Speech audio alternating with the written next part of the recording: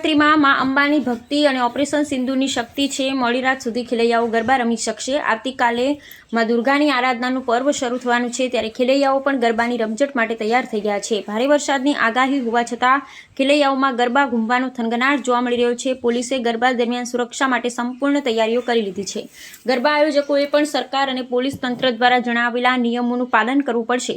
ત્યારે સામાન્ય રીતે રાત્રે 12 વાગ્યા સુધી રમાતા ગરબા મોડી રાત સુધી રમાશે તેવું નિવેદન ગૃહ રાજ્યમંત્રી હર્ષ સંઘવીએ આપ્યું છે। હર્ષ સંઘવીએ કહ્યું હતું કે માતા બહેનને કોઈ તકલીફ પડે તો 112 પર કોલ કરજો, પોલીસની ટીમ તાત્કાલિક પહોંચી જશે। તેમણે કહ્યું હતું કે નાના વ્યાપારીઓ શહેર અને ગામડા રાત દિવસ મહેનત કરી નાની મોટી વસ્તુઓ બનાવતા હોય છે।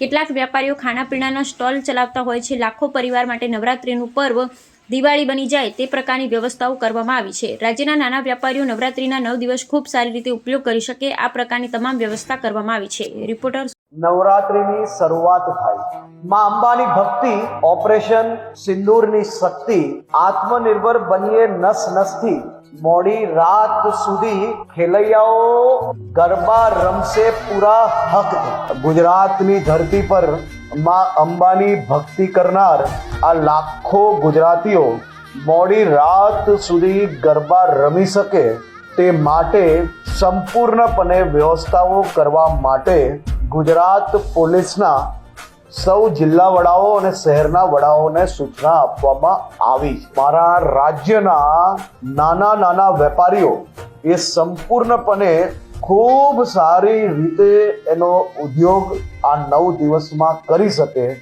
તેવી વ્યવસ્થાઓ કરવામાં આવી છે। અને નવરાત્રિના આ 9 દિવસ જ્યારે લાખો લોકો માં અંબાની ભક્તિમાં આવતા હોય ત્યારે કોઈ બી પ્રકારની ભક્તિને ખલેલ પહોંચે એ પ્રકારના ઘટના કે એ પ્રકારના ગીતો એ ચલાવી લેવામાં આવશે નહીં।